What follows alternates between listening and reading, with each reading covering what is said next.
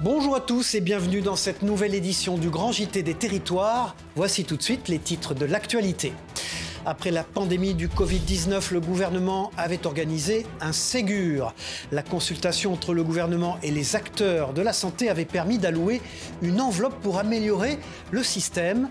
À Rennes, un nouvel hôpital voit le jour. Nous pourrons le visiter grâce à notre partenaire TVR. Depuis sa première édition en 2019, le service national universel permet d'impliquer la jeunesse dans la vie de la nation. Cependant, suite à une restriction budgétaire, ce dispositif est menacé.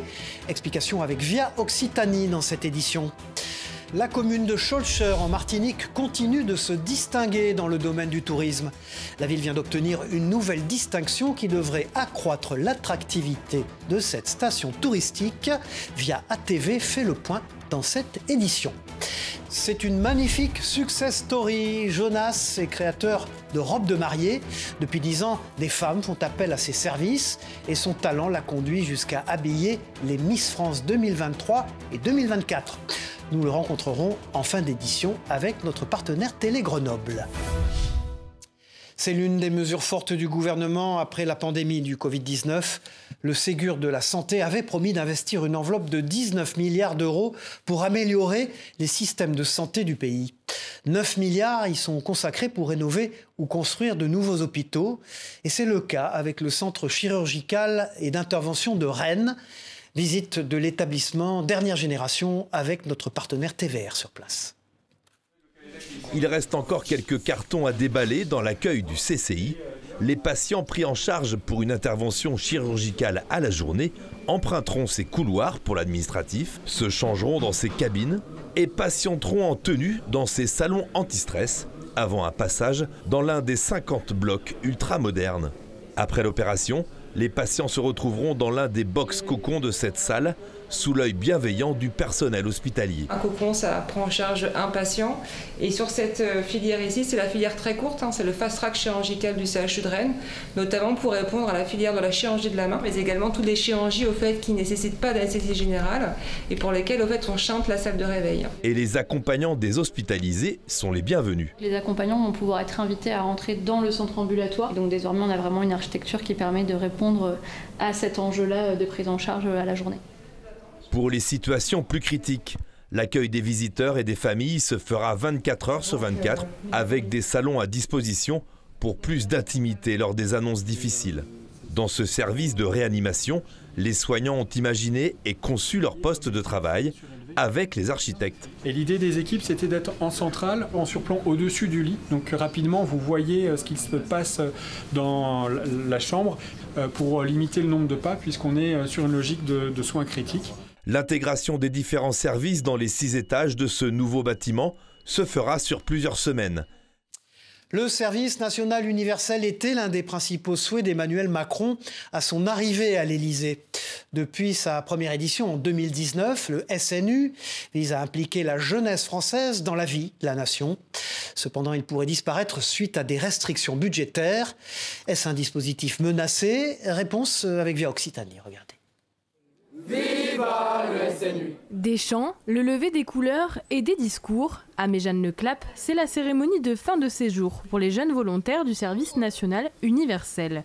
Un programme destiné aux lycéens de 15 à 17 ans visant à renforcer l'engagement citoyen à travers un séjour de cohésion. Créé en 2019, le SNU pourrait pourtant disparaître. Les restrictions budgétaires et les débats sur son financement remettent en cause son avenir. Début janvier, le Sénat a déjà supprimé la quasi-totalité des crédits alloués à ce dispositif. Un avenir incertain qui inquiète au vu des bénéfices qu'apporte ce séjour aux jeunes. À la veille de leur majorité, je pense que c'est une démarche importante. C'est en tout cas un effort particulier que la nation a consenti pour leur formation. Je pense que c'est un effort payant et que, par exemple, ici à Méjeanne-le-Clap, au bout de 10 stages depuis 2021, plus de 1200 jeunes sont passés ici à Méjeanne-le-Clap, qui permet peut-être à notre pays d'un meilleur vivre ensemble. Ces jeunes ont choisi de participer au SNU. Ils terminent leur séjour très satisfaits et riches de connaissances qu'ils n'auraient peut-être pas acquis à l'école. On chante tous la même chanson. On a chanté par exemple la Marseillaise et Eugénie, donc le chant à Méjeanne-le-Clap. Et ça aurait été des champs peut-être que j'aurais jamais appris. C'est vrai que ça nous permet d'apprendre plein de choses en dehors de l'école et d'apprendre plus par nous-mêmes et même sur nous-mêmes ou sur la vie en collectivité. Le service national universel devrait tout de même se poursuivre cette année avec 40 000 jeunes inscrits. 100 millions d'euros ont déjà été supprimés par le Sénat pour rediriger la majorité de ces crédits vers le budget des sports. Partons désormais en Corse où des lycéens bastiais ont participé à un exercice grandeur nature afin de prévenir le risque terroriste. Une simulation de grande ampleur avec près de 320 personnes mobilisées. C'était une première sur le territoire corse. Écoutons le préfet Michel Prosic au micro de Télépaésé. On a souhaité tester notre capacité à agir dans un milieu particulier qui est le milieu scolaire. Ça nous permet de nous préparer à toute gestion de ce type de crise avec de nombreuses victimes, avec une attaque terroriste dans un lieu scolaire, ce qui veut dire pour nous maîtriser au-delà des terroristes qui sont entrés, tous les protocoles à mettre en place.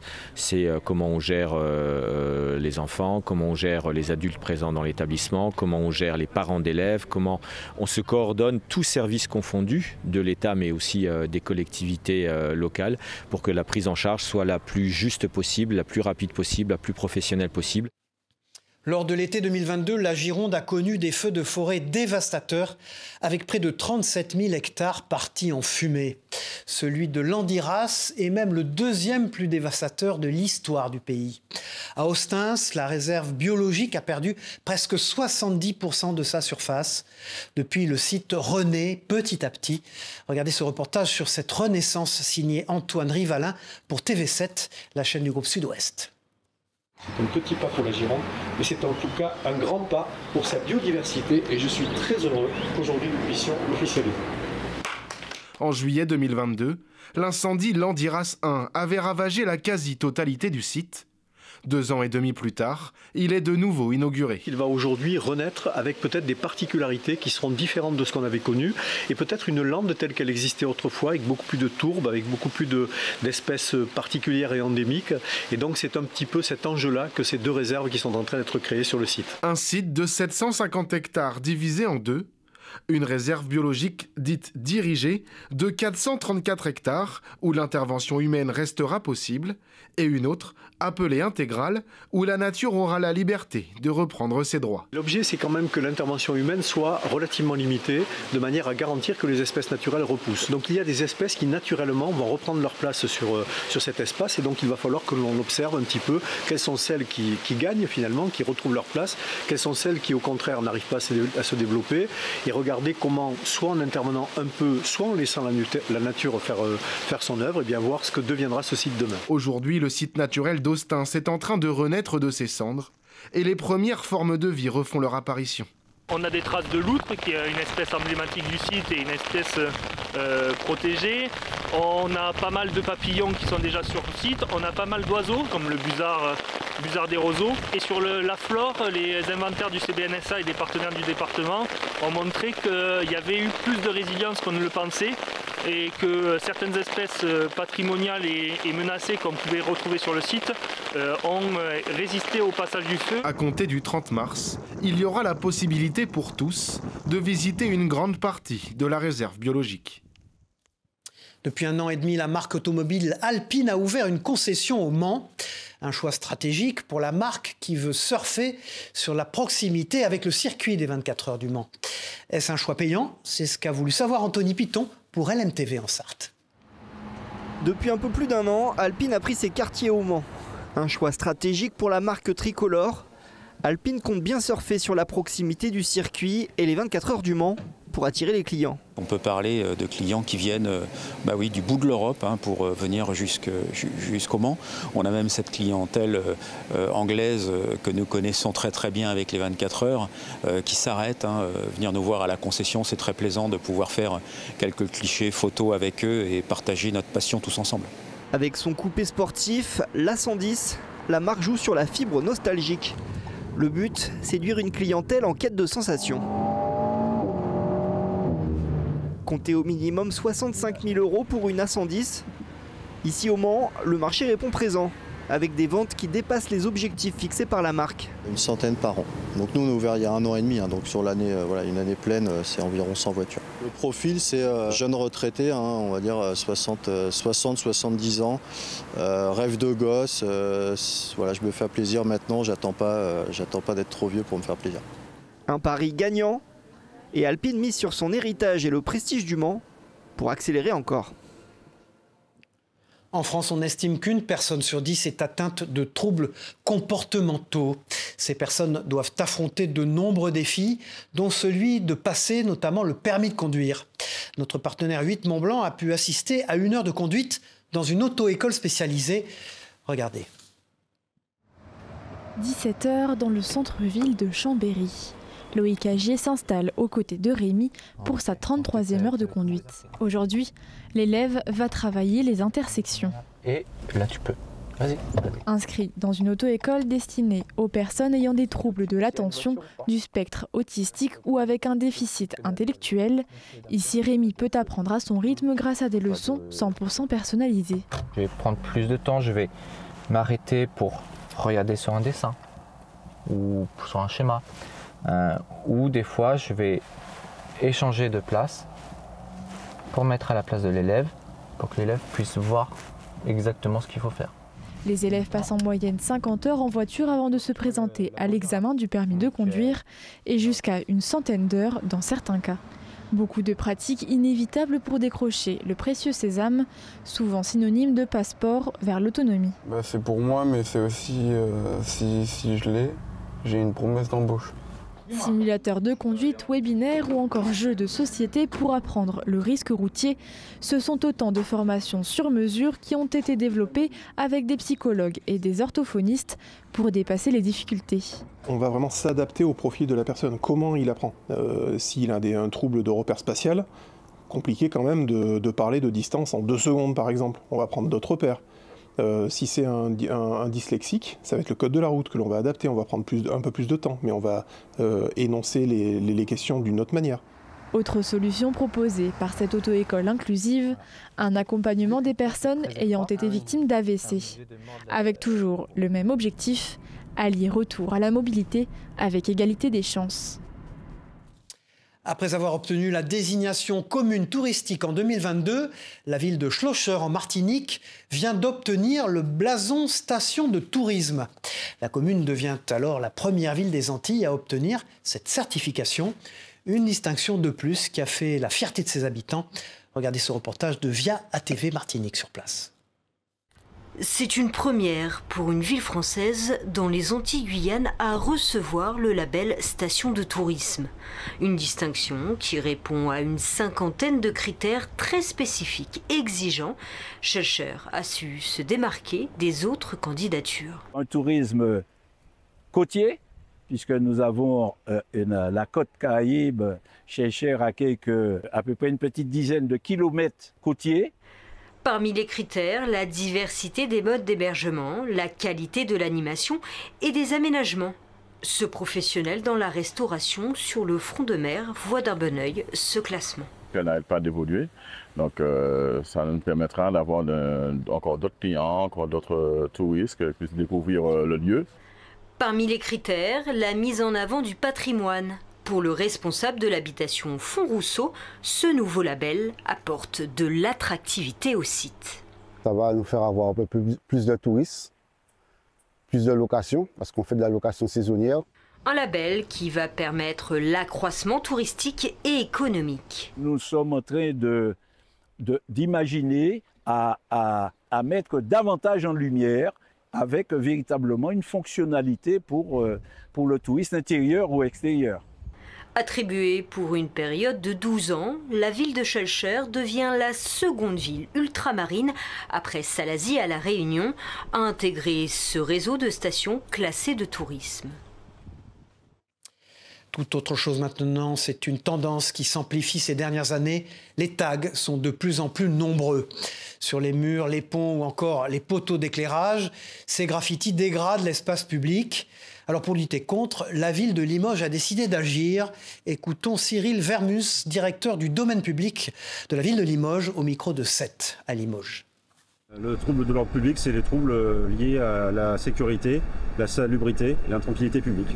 En fait, vous pouvez envoyer un mail à la mairie à stopotag@limoges.fr pour signaler ce tag et ensuite, par le biais d'une convention, nous intervenons pour faire effacer le tag. C'est une petite révolution dans le monde de la gymnastique.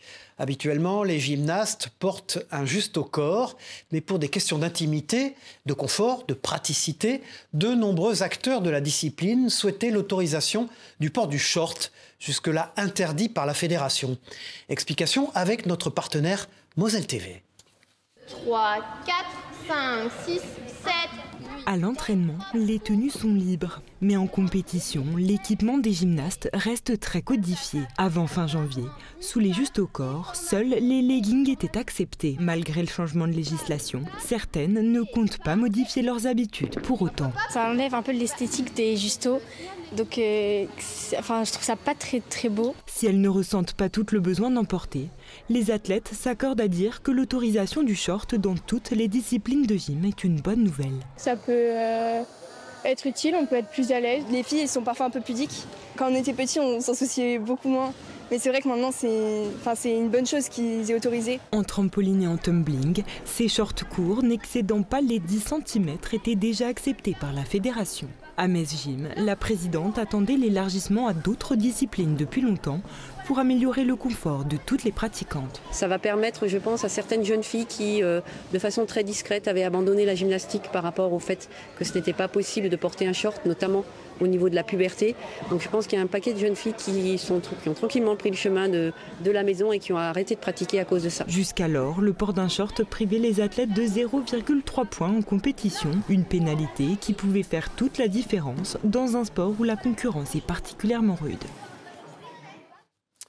Qui n'a jamais stressé avant de passer un entretien d'embauche? Ce moment est toujours compliqué à appréhender. Alors pour casser les codes de recrutement traditionnels, France Travail a organisé dans les Vosges une session de recrutement particulière pour les futurs cuisiniers et serveurs en restaurant. Découvrez le reportage de Vosges TV. Table 4, 8 couverts, 8 quiches, pour suivre 8 poulets. C'est le coup de feu en cuisine. Dans ce restaurant éphémère, les chefs et serveurs du jour, supervisés par des formateurs de l'AFPA, sont des demandeurs d'emploi qui viennent montrer leurs compétences en conditions réelles à des potentiels recruteurs.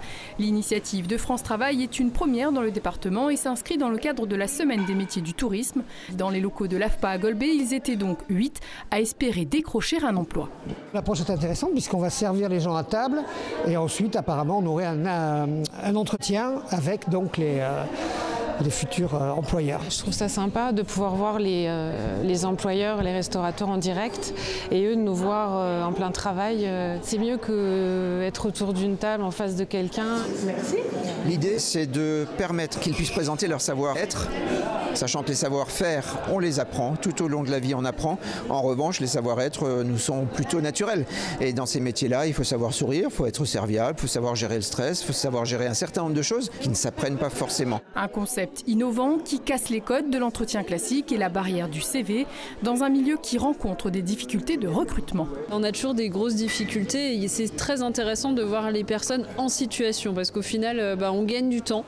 Les initiatives innovantes se multiplient pour recruter différemment. Le secteur de l'hôtellerie-restauration emploie près de 6% des salariés de France. Au troisième trimestre 2024, 63 000 postes étaient à pourvoir. Tout autre chose maintenant, il y a 5 ans, le confinement lié à la pandémie du Covid-19 provoquait une situation inédite partout dans le monde. À Carry-le-Rouet, près de Marseille, la commune avait notamment accueilli 200 Français rapatriés de Chine. Alors retour sur l'organisation express d'un centre d'accueil avec le responsable de la Croix-Rouge au micro de la Provence. Écoutez.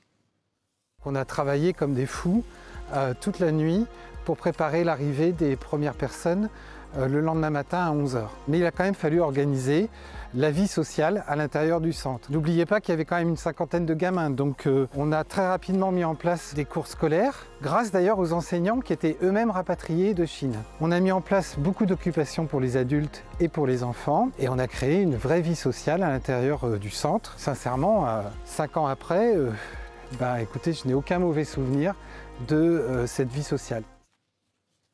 Récemment distinguée lors du concours général agricole, la fourme d'Ambert est un fromage emblématique de la Loire, au savoir-faire traditionnel. Mais derrière cette victoire se cache aussi une rivalité avec un autre fromage de la région, la fourme de Montbrison. Deux spécialités, deux histoires et un même héritage, vous allez le voir. Reportage de TL7 dans la Loire, Alexandre Couzet. Deux appellations à l'histoire commune. Si aujourd'hui les deux fourmes sont bien distinctes, les sœurs Ambert et Montbrison ont autrefois fait qu'une. Un passé commun remontant au Moyen-Âge, les appellations d'origine contrôlée partagent notamment leur territoire entre Puy-de-Dôme et Loire. Conséquence, c'est une fromagerie ligérienne qui a obtenu la médaille d'or au concours général agricole pour la fourme d'Ambert. En 1972, donc, il y a eu la création de la première AOC qui regroupait les deux fourmes, fourme d'Ambert ou fourme de Montbrison. Depuis 2002, en fait, il y a maintenant deux AOP, l'AOP fourme de Montbrison, l'AOP fourme d'Ambert. Cette fromagerie produit les deux fourmes avec deux cahiers des charges bien distincts. Ces deux fromages, bien que voisins, incarnent des sensibilités gustatives différentes. La fourme d'Ambert, douce et crémeuse, et la fourme de Montbrison, plus robuste et fruitée, sont deux facettes d'un même héritage. Avec une croûte sèche orangée sur la fourme de Montbrison et une croûte fleurie sur la fourme d'Ambert. On va dire que la fourme d'Ambert, c'est un bleu plus classique, avec des ouvertures importantes et une dose de pénicillium, donc avec des trous d'aération plus importants. Contrairement à la fourme de Montbrison, où c'est un caillé qui est broyé, salé dans la masse. Et en fait, le persillage se fait par un veinage très fin à l'intérieur de la fourme. Au niveau national, c'est la fourme d'Ambert qui régale le plus de papilles, puisque 5000 tonnes sont produites chaque année, contre seulement 600 tonnes de fourme de Montbrison. À travers ces deux produits d'exception, c'est tout un patrimoine qui se déguste, une histoire qui se savoure, ici, au cœur de la Loire. Voilà, tout à fait autre chose en France. On compte près de 350 circuits de karting sur des sessions de 10 minutes. Les amateurs de sensations fortes essayent de rivaliser avec les pilotes de Formule 1.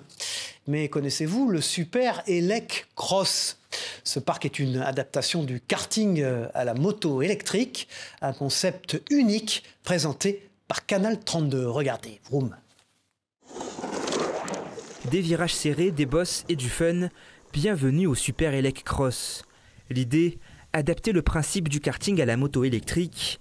Des sessions de 10 minutes, ouvertes aux pilotes chevronnés comme aux débutants, et 3 parcours à découvrir. On a 3 itinéraires différents et en fait l'idée c'est que les gens puissent passer d'un itinéraire à l'autre à leur guise pendant toute la durée de la session. Et donc chaque parcours a un thème. On a un parcours vert qui est plutôt large et roulant pour les débutants et qui va être assez rapide pour les confirmés.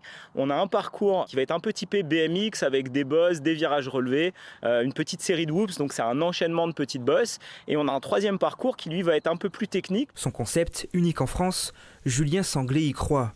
Lors d'un séjour à la montagne, il découvre les premiers modèles de motocross électrique. Après plusieurs mois de réflexion, il décide de se lancer et d'investir dans ce terrain laissé en friche. Ouvert il y a un an, le Super Elec Cross a déjà ses premiers habitués.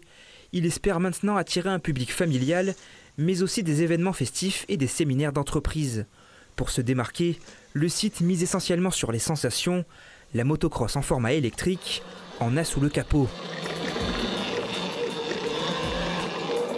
C'est incomparable avec tout ce qu'on peut connaître. C'est incomparable avec une moto thermique notamment parce que c'est des motos qui sont extrêmement légères. On est sur des motos qui pèsent 63 kg, donc c'est vraiment très très léger pour une moto. Comme c'est de l'électrique, en fait, c'est très nerveux au démarrage. Pour vous donner un ordre d'idée, on est capable de faire un 0 à 50 km/h en 3 secondes 9, donc ouais, c'est très puissant. Le Super Elec Cross lançait sa 2e saison le 8 mars. Il sera ouvert jusqu'à l'automne. C'est une success story iséroise tout à fait incroyable.